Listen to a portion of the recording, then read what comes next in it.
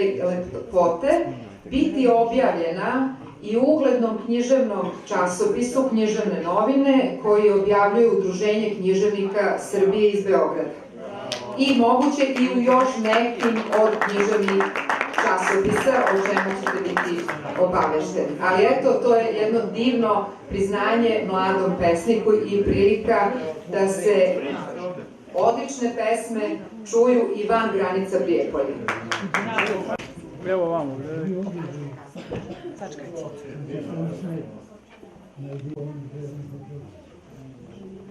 Koliko dugo pišeš pesme i šta te je negdje inspirisalo da napišeš ovu pesmu? Pesmu pišem od svog 3. razreda, to je nekih 5 godina otprilike. A inspirisalo me da napišem ovu pesmu, pa otprilike ono što mi se dešavalo u posljednjih 2 ili 3 godine. Reci mi, da li si već negdje učestvovala na nekim konkursima, osvajala neke nagrade? Jesam, učestvovala sam isto na konkursima na pola puta, tada sam osvojila 2. i 3. nagradu. Ostaje ćeš dalje? Hoću, naravno. Ok, dobro. Ena, koliko ti dugo pišeš pesme i da li si negdje očekivala ovu nagradu?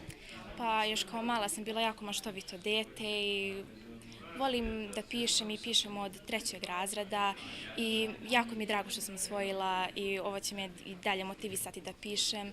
Pa donekle sam i očekivala ovo jer zaista sam se potrudila za ovu pesmicu i mnogo mi je drago.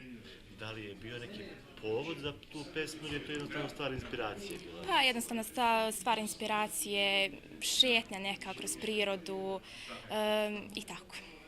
Da li je ovo bila namjenski pisana pesma za ovaj konkurs ili je već bila napisana? Već je bila napisana. Ok, hvala. Ana, prvo mjesto na konkursu na pola puta, ajde kažemo da li si negdje očekivala, tebi ovo nije prva nagrada, je li tako? Pa ne, ja sam se susretala više puta sa učešćima na različitim takmičenjima u kojima sam mogla pokažem neki svoj talent za pisanje.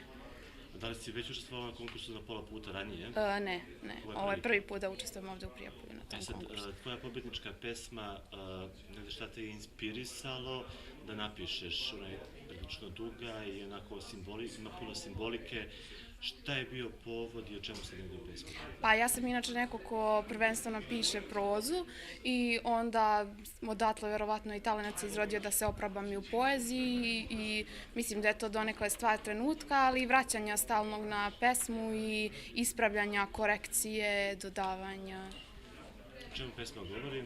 Da li ima neku poruku ili je malo i lična? Pa poruka zapravo govori da poruka ove pesme je zapravo da svi treba da nađemo lepotu u sebi i da je ona u najmanjim nekim trenucima i u nekim sitnicama i da nije za sreću zaista treba malo. Kako se zove ova pesma? Trepta i lepote. Ok.